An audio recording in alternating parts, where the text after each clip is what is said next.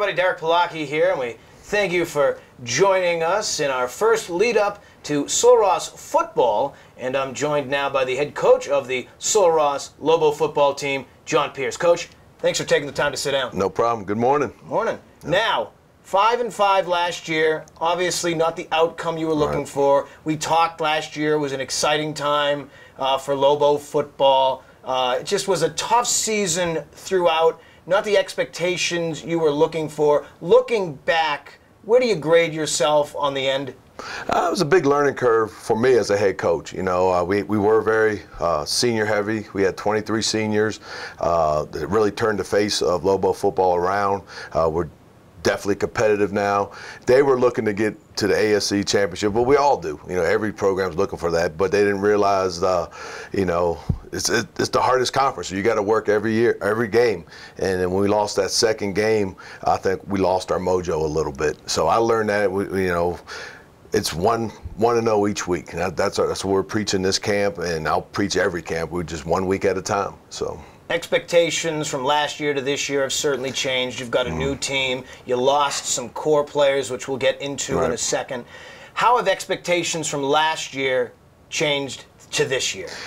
Well, I learned as a coach, you know, the grind of it, you know, to push these guys hard every single day. I knew we were going to be young, losing so many young guys. And even the returners, our senior class this year is around 12. A lot of those guys never started a football game. You know, we look at our two deep right now, we have about 3 guys on offense and 3 guys on defense with significant playing time.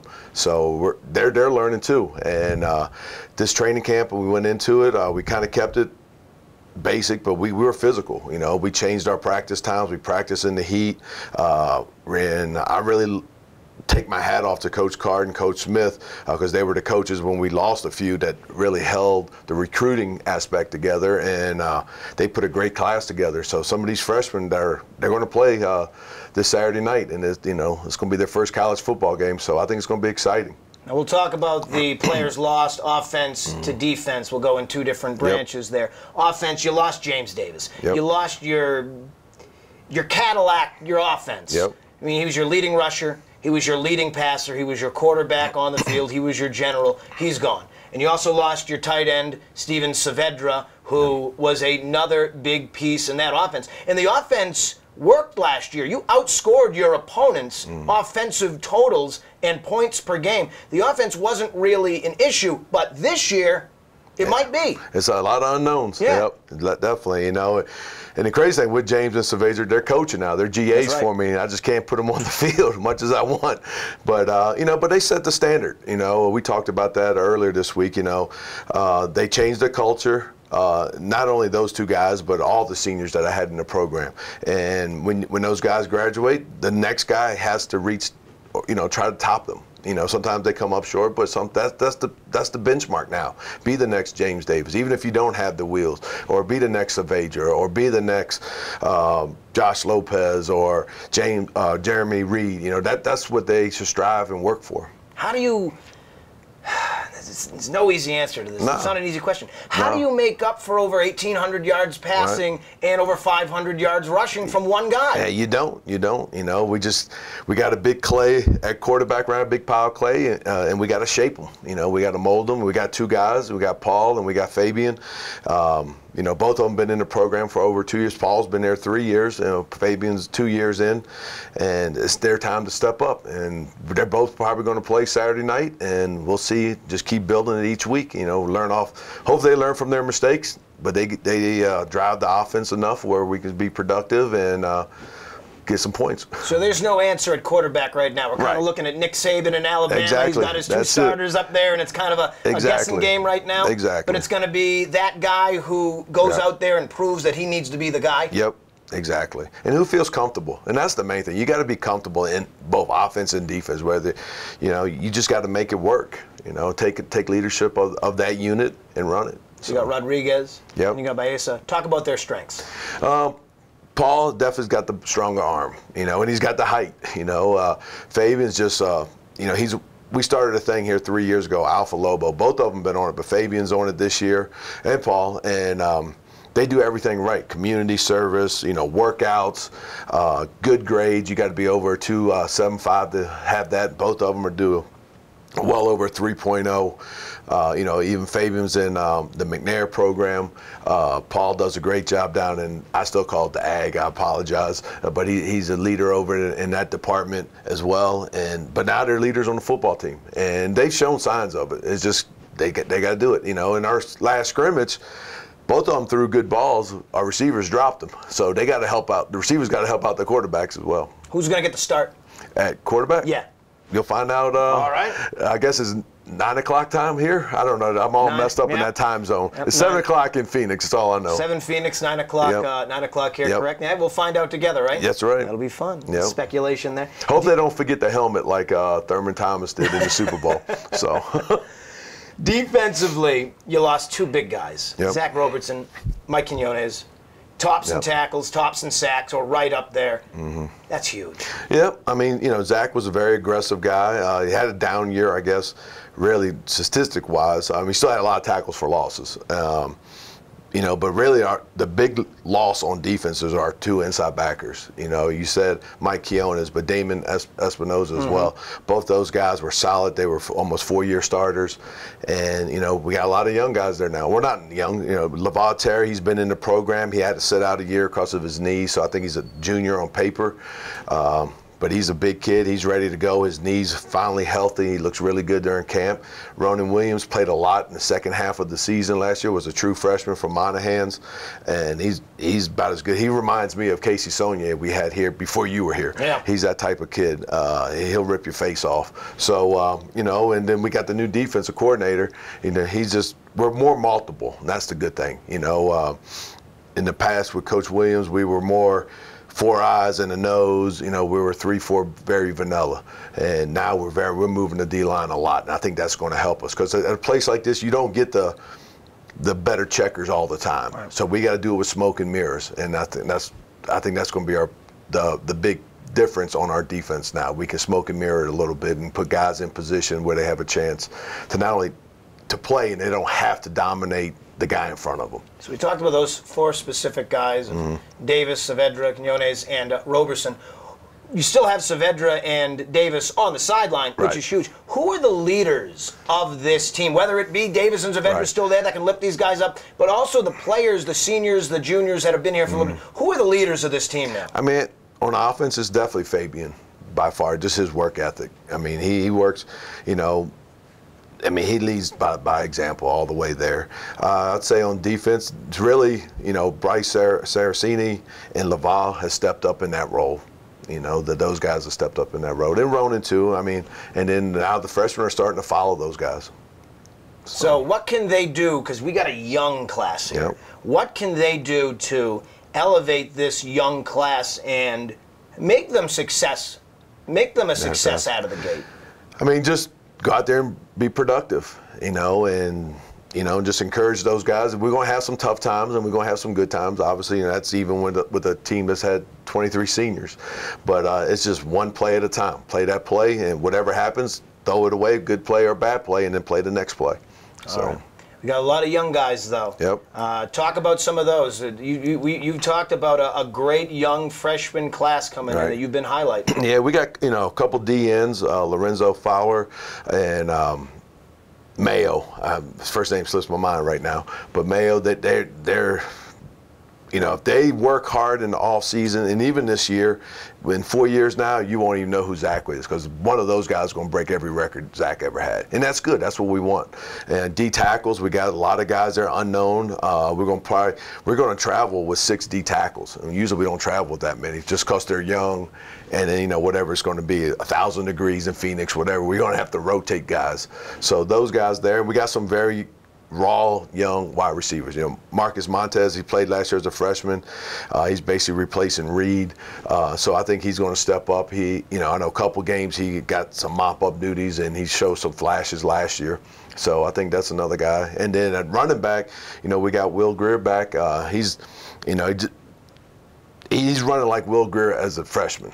You weren't here, but his freshman year, he was really talented, very physical running the ball, and he ran track last year. I think that mindset carried over into this camp, hopefully into the fall. So you named a lot of names there, freshman-wise. Are there any instant impact guys that right from the get-go are going to go out there? Oh, yeah, there is, but we'll just have to see. You know, I know our corners are going to be young. But even Bryce, he was in the program last year, but he was more of a backup role. So our whole secondary is going to be new. We're going to rotate guys there. Even our outside backers are young as well. Or a couple guys played last year, but they're, you know, they're new to it. So, and then, you know, that's what we got. You know, it's not like we're starting over the program. That, you know, the foundation's here. When we had such a heavy junior, senior class, a lot of those freshmen and sophomores, because of our resources at Saul Ross, we don't have a true JV team, you know. So those guys didn't get to play, you know, because they can't see the light at the end of the tunnel, and they get frustrated, and you know, either for academics or just a lack of interest, they kind of folded the tent. You know, they packed it in on the football program, which is, I understand that. You know, you look at the two elite programs in our conference, Mary Hardin-Baylor and Hardin-Simmons, they play 8 to 9 JV games. Right. You know, I'm not griping about, but it is what it is. If you're trying to beat those guys, eventually we got to raise up to their standards, and we're doing that as an athletic department. You know, slowly. You know, we're getting there. You know, but we're not playing those JV games like those programs do. So sometimes kids get discouraged and they pack it in. Right. You know, hopefully they don't leave the university. I do see a lot of guys still walking around campus. Hopefully they get their degree. That's the main thing, no matter what. But from a football program, you really win with juniors and seniors. And unfortunately, we're like almost, you know, we got a good junior class, but our sophomore or our junior. We got a good senior class that were juniors last year, but our sophomore and freshmen, a lot of them fizzled out, unfortunately. You talked about the running game. Wilton Greer, you're hoping he steps up from his sophomore year last year. He was a freshman before that. He's a junior now? Yeah. Okay. Yeah, because he sat out 1 year. So, So you got James Davis, who's gone, who led your team in rushing last year as a quarterback, which can happen.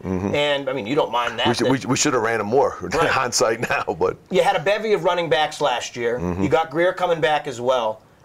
Who else we got? Sean Ruiz, a freshman. You know, he showed some good runs during camp, and then the rest would be committed. You know, unfortunately, we lost Jordan Batson. He has to sit out this year because he was more of an athlete than a student athlete. He didn't handle his academics, but he'll be back down the road. He's not leaving Saul Ross.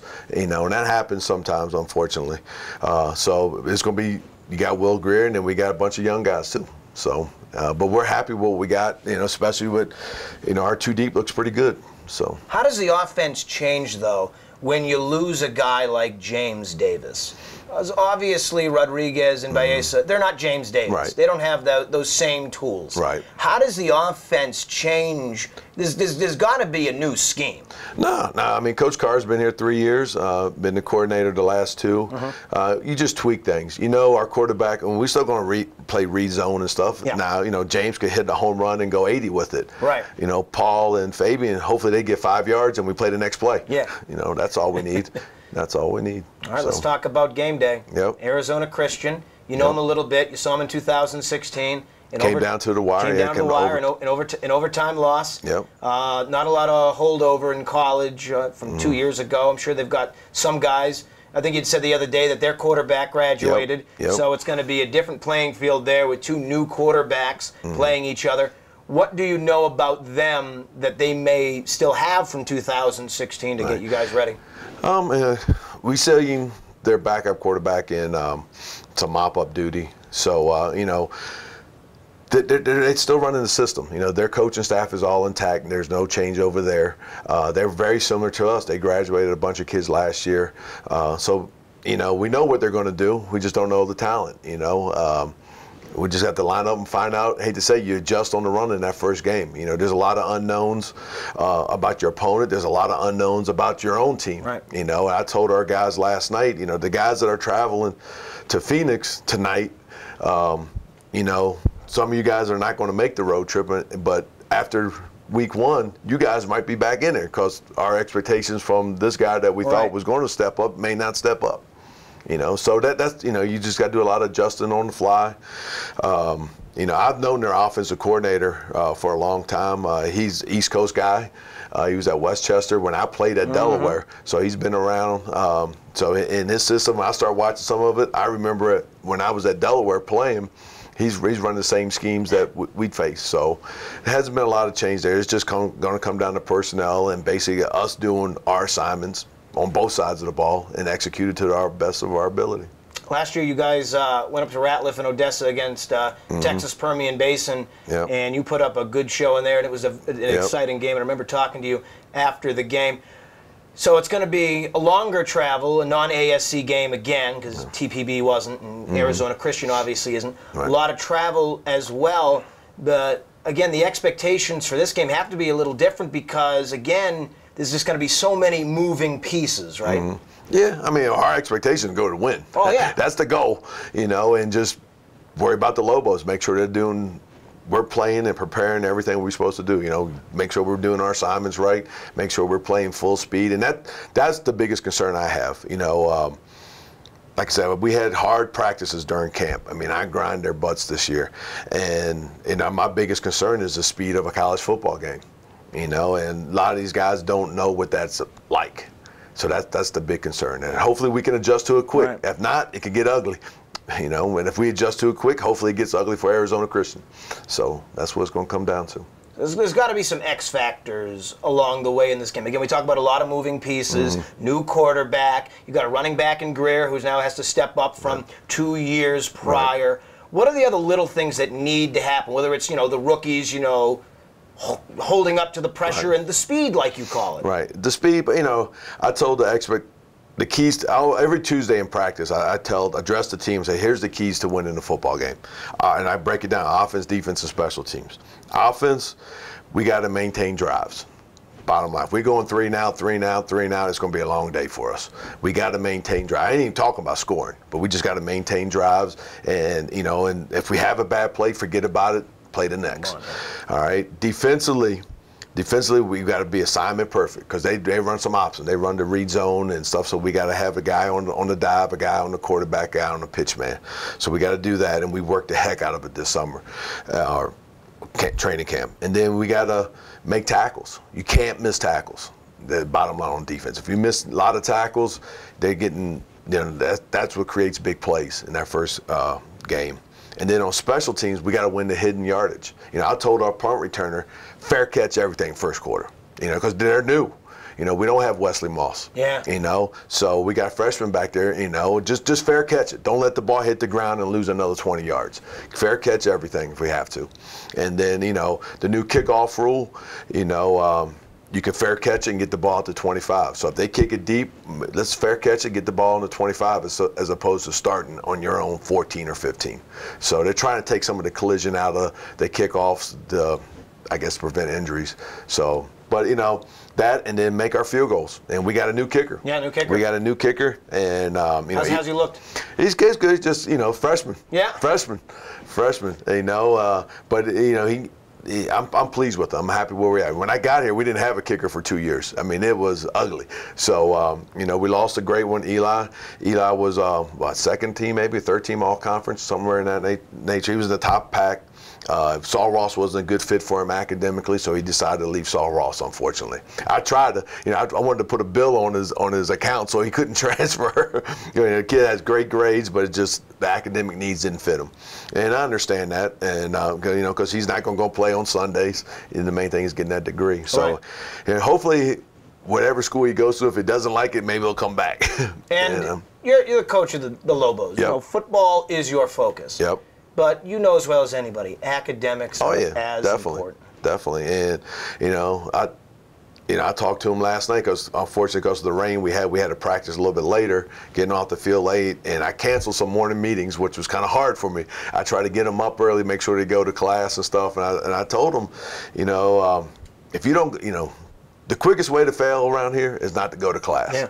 And I said, there's a lot of good football, pointing to the stadium, there's a lot of good football players sitting up there, that's been part of this program and couldn't figure it out academically. Don't join those guys. Because they want to be out there. Yeah, they want to look at your opportunity that you got right now.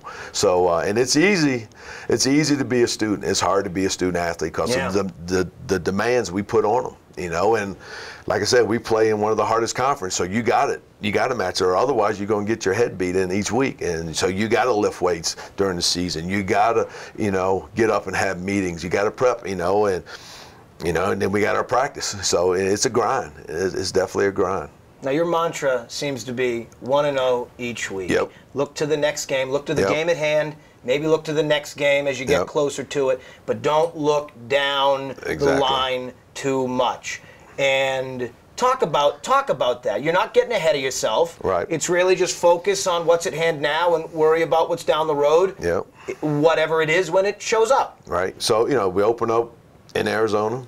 We got Arizona Christian. We got a week off. So all our mistakes, all next week, Tuesday, Wednesday, Thursday, that's going to be our practice days, and we're going to correct our mistakes. I mean, it might be personnel, change some personnel. It might be changing the scheme, not full, just tweaking it.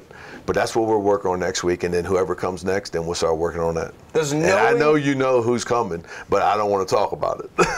No. I'm going to ask it anyway. Does knowing Mary Hardin-Baylor is next at home? Right. I mean, that's gotta be in the back of the head a little bit. I mean, our guys. Even when I took over the program, and we weren't talented, we didn't have the experience.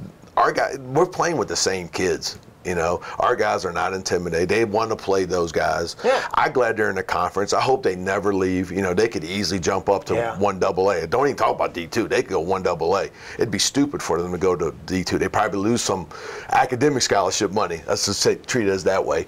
They should probably, if they were going to make a move, they should go 1AA. But anyhow, they raised the expectation. That's what is really great about this conference, and I want to match them one day, and then really take it over, and that's my mindset, But we got, I know even from a university, the resources, everything, they got 8 full-time coaches. I got, including myself, 5. They got 9 GAs. Pete has his own secretary. Kathy does the whole athletic department. Yeah. They got equipment guys. I'm sitting there washing clothes at night. Pete's not doing that. I'm sweeping my field. Pete doesn't sweep his field. And so, but we're slowly making those strides to catch them. And I'm glad. I hope they never leave, because that's where we need to get to. Everybody in our conference should strive to be where they are, and that's what makes the whole American Southwest Conference so competitive, because they lead it. Hardin-Simmons has stepped it up. I know they were kind of in the middle before I got here. They dominated early, and then they kind of disappeared a little bit. And, Jesse's done a great job of matching what they're doing. And they put in a jumbotron. They're putting in a new rec athletic facility. They put turf down. So they've matched with Mary Hardin-Baylor. So Mary Hardin-Baylor sets the tempo for this league. And then everybody else wants to get there. Exactly. Even Howard Payne, their coach, played at Mary Hardin-Baylor. He's doing things similar already. So, and that's great. And I'm not putting them down, but the last couple of years, they were down at the bottom. There's some other teams below them, but that program has changed.